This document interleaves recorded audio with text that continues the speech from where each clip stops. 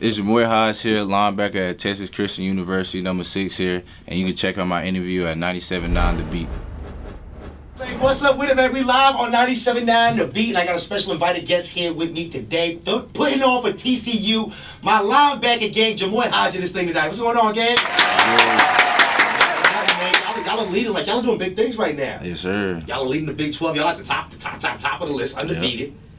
That's a beautiful thing to do, man. Like, talk to me about it, man. What's the motivation in the locker room? What we talking about? We're playing Texas Tech on Saturday too. So yes, sir. Let's talk about it. Right now, we had last year wasn't the best year for us. We had a new coaching staff come in, and they really shifted the whole culture of the team. And so now you see a big improvement right now. We got Texas Tech coming in. It's a big game. We got Fox Sports going to be there. They're going to broadcast the whole game for the noon game. Come on, man. Yeah, it's going to be big. And that's like, every school in Texas is a rival, and every school is a big game. So we got one motto we live on, so 1-0 each week. That's it. I mean, that's how you can do it. You just take it one at a time, right? Yeah, one at a time. So what do you think is the biggest shift with the new leadership? What has changed the most in this season? Discipline. Discipline. Yeah, that's big. Discipline's a big part of winning, bro. Yeah, very big. Last year we wasn't as disciplined, nowhere near as disciplined we is now. Like this year we very big. We got 3 heavy D's we live on. It's discipline, detailed, dignified, do your job, and determined. You know what? I think we need to apply these over here, man. I might need you to write those down for me. For real, like that's real talk. A lot of times we get lost in the actual win that we don't realize what it takes to get the win. Yeah. You know what I'm saying? It's the little things that matter. It's the little things that matter. Yep. And it's like, I was just saying this to Don Perignon today. It's like some people can make $1 million in a day and some people can only make 10. And the difference is time management and discipline. Yep. So what has been the biggest discipline challenge that you've faced? That you've been able to overcome, you know what I'm saying? Just buying in, it's everything new. So we had a whole everything been changed. So last year we used to practice in the afternoon. Now we practice in the morning. Buying into the new philosophy, or buying into the new schedule, or everything. The new, whole philosophy, the schedule, and everything. Just the process too. Like it was hard getting up in the morning because I get up like 5 o'clock every morning. I'm used to last year getting up, but we practice like 2:30. So I'm used to being able to sleep in. Yeah, a little more relaxed, being able to sleep in and stuff like that. Now, I think, way more in the game. What is the difference, like mentally, you feeling? Mentally, it's just. We was just tired of losing, so we wanted a whole lot of make a statement. Yeah, that part. Yeah, we trying to make a statement this year. I mean, losing, I think is a big part of winning. You can't appreciate that win until you get that L, or several of those L's. Sometimes you might take 300-400 of them L's. Yeah. You know what I'm saying? It's like God, he'll keep putting you through the same. And this is something that we can take from football. It's like I got an uncle. He would say this to me all the time.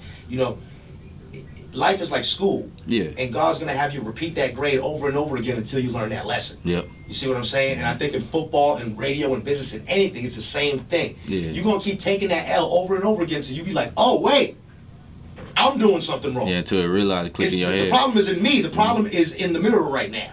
You know what I'm saying? So, not as big, though. So Texas Tech, what is the biggest obstacle that you guys have to overcome with them?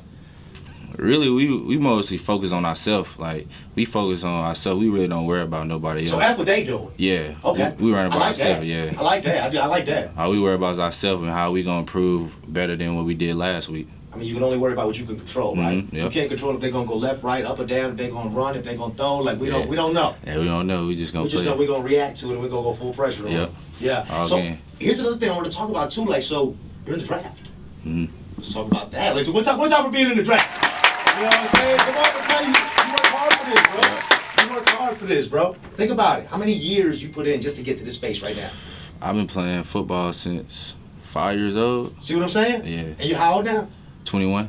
So that's 19. No, what is it? My math is right. 21 minus 5 is 16. Right? Yep. So 16 years. Yeah, our coach be making a big emphasis. He said, like, if you look at football and a lot of other sports, like, most people that do a job, for instance, I've been doing it for 16 years, and I'm not professional yet, but I will be. So like a lot of people been doing the job, they'll be a professional. Right.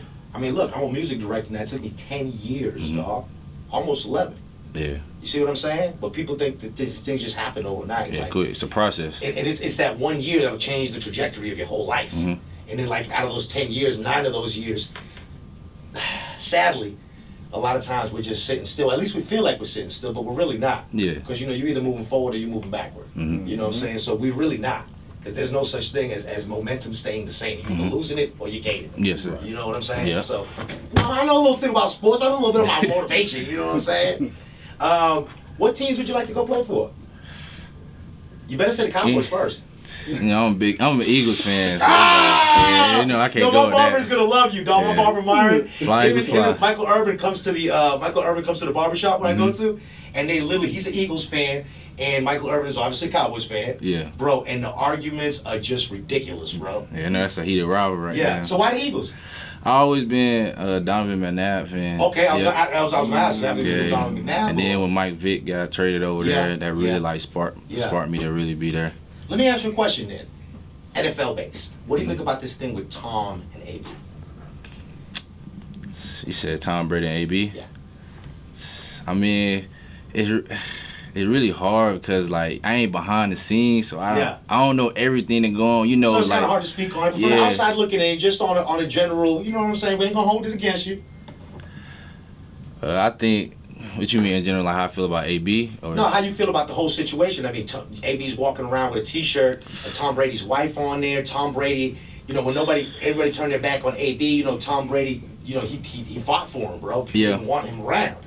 I mean, I think it's unprofessional. You know, I feel like that stuff shouldn't be. I think he's a talented player. Yeah. But yeah, you think he's unprofessional? Yeah, I think unprofessional. Of course, AB is one of the greatest receivers of all time. Like he can play, and also Tom Brady is one of the best quarterbacks of all time. I just feel like it's stuff like you shouldn't do, and it's stuff like you should actually sit down and talk man to man behind social media. Don't let stuff get out there for everybody to be in your business. That's what I feel like. It's just unprofessional. As a real one, I agree with that. Like you got to be able to keep a player. Yeah. And only players know how to keep a player. You tell somebody that's not a player to keep a player, like, what are you talking about? I'm just being myself. Yeah. Well, that's the problem. Yeah. You're being yourself. You're not being a player. And that's what it comes down to. In the end, it's like certain stuff I just feel like doesn't need to be spoken about, whether it happened or not. Yeah. Well, especially behind closed doors, like not for everybody to hear about. Stuff that you don't talk about, you know what I'm saying? I just showed these guys a video of an artist, and he's kicking it with me, and then at the end, he's like, man, I love you, dog. And it kind of comes out of, you know what I'm saying, character almost to say, you know what I'm saying? Not to say he came out, you know what I mean? Like we had a real moment. But I could very easily post that videos, and so I could go into clout mode and Cap be like, yeah, me and him are the greatest of friends, and you know, I'm Hollywood Zang, and for what? I don't need to do that. Nah. I'm a real nigga. I don't do shit like that. Nah. You see what I'm saying? Yeah. When this thing with Takeoff happened, and everybody was calling my phone, and they were like, yo, what do you think? What do you think? What do you think? I went on the air and I said, I think we should respect the family and not post Takeoff's postmortem videos. Yeah. I think that we should not speculate and create rumors. And by the way, here's the clip from the chief of Houston Police, and I agree with some of the stuff he said. If you guys want to talk about it, then I'm open to it, but I don't want to entertain rumors. I want to stay around facts, and I want to be respectful to the family, like a what? Like a ripple. Yeah. I mean, that's what we would do. Yeah. So it's like you got a way that you find your way around a certain character of people. So it's like, it could be a real one in Boston, there's another one in Arlington, and they're gonna find each other. It's not like when you join the Masons, they give you a little book. And they tell you this judge is a Mason, this lawyer is a Mason, this cop is a Mason, and he tells you where all your helping friends are at. Yeah. When you have real character, you don't get that book. I gotta go out and find you. Yeah. And you gotta come out and find me. And we're gonna run through a bunch of suckers before we get to each other. But here's the thing, even though we were raised in different households, we come from different backgrounds, different states, different cities, all of that, we operate from the same principle. And with that, I feel it's like you gotta be real to yourself. Yeah. It's not about impressing him or making me think that you're a certain kind of person. It's about you being real to yourself and you being able to look at yourself in the mirror as a man every day and knowing that you can still respect yourself to that. That to me is a man of character. Yeah. You know what I'm saying? And I can tell you that. Respect to that, bro. I can tell you that. I see it in your eyes, bro. Yeah. It's a look in your eyes that you got. Like a lot of people, men pretend, because you know it's cool to make pretend, but not for us. Nah. Not for us. So let's talk more about the NFL. So just the Eagles or? Nah, anywhere, to be honest, anywhere in Texas. Okay. Anywhere in California or Florida. That's where I want to start my family off in one of these states. But you know, Texas originally? No, I'm from Winston-Salem, North Carolina. North Carolina? Yeah. He's a country boy. Nah, I ain't country. More South Carolina. Yeah. I got you. I mean, but it's all good. We country over here too. Yeah. Yeah, it's all good, man. So what brought you here? To school? Well, really what brought me down here, so coming out of high school, I ain't have no offers. I just had a D2 offer, and I was committed there, but then probably heard of Independence Community College, that show on Netflix called Last Chance U. I did see that, I did see that, So there was featured on there, and this one coach called Kiyoshi Harris, he came out to my crib, and then he saw me and said, yeah, with your talent and your size and speed, like, there's no reason you shouldn't be going Power 5. So then he sat down in my home, convinced me. Then I talked to my mom. Like, my whole family was literally like, nah, don't go JUCO. I don't know what's out there. I don't know what's in independent Kansas. But I knew what I wanted for myself, and I didn't see myself playing a D2. I always knew I was a Power 5 athlete. And so I trusted the process, went down there, Independence, left out of JUCO, with #1 linebacker in the nation, left out with over 20 D1 offers. And so, yeah, so, you know, Kansas not that far from Texas, so TCU recruited me and stuff, and then at the time, Gary Patterson was the head coach down there. Gotcha. Yeah, he was putting people in the league like first round, and he was a defensive head coach, so he was the main reason why I came down here too. Yeah, I think it's gonna happen. Mm-hmm. I hope it happens. We hoping it's happening. Let's put out the energy and say it happened already. Yeah. That's how we do it. That's how we manifest. You know what I'm saying? Mm-hmm. So Texas Tech on Saturday. Yep. Going down. Yeah, you ready? going down. Yeah, I'm ready. Always ready. Yeah. You got a lot of TCU fans out there, man. Yeah. We counting on you. Yeah. And the entire team, obviously. Yep. And the new leadership. Mm-hmm. You know what I'm saying? Any last minute thoughts? Nah, we just gonna do us. Yeah. We got a motto say empty the tank. We don't leave nothing out. Yeah, give me more of that. Look, okay, so give me motivated. Give me more of the mottos. Give me more of the sayings. Give me more of that, because I'm loving this stuff. The new leadership, I think, is great. Well, we got like empty the tank. I'm not saying that because I want free tickets.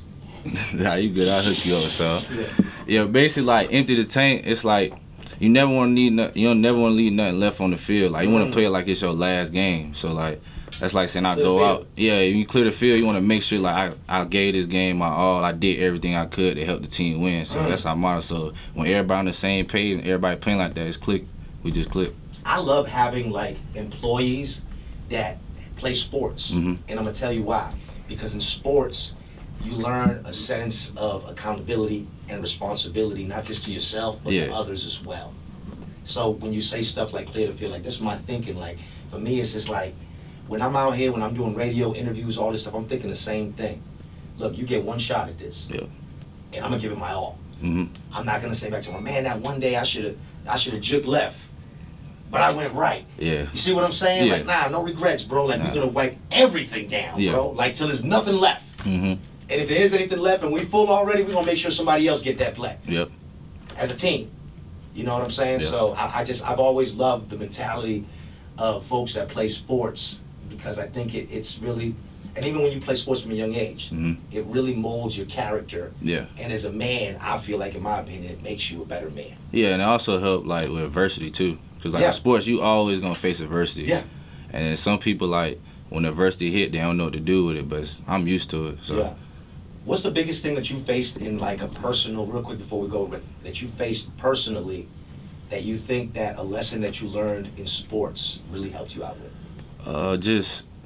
I say, cause in high school, my junior year, I tore my ACL, my meniscus. So, like I said, I ain't had no offers. So, and I knew I was good. I knew I was Power 5 level, Power 5 talent. But it was just that I ain't had no offers. Yeah, it was hard, and a lot of people like, it's hard to come back. You don't know if you're gonna play the same. I had 0 offers at the time, but the only person I was believing in myself, I knew what I can do. So I just stayed with it, stayed down, just grinded. Look at God. Look at God. That's a beautiful thing, man. That is a beautiful thing. So TCU and Texas Tech going down this Saturday. Big linebacker vibes, man. Yep. Right here on 97.9 The Beat.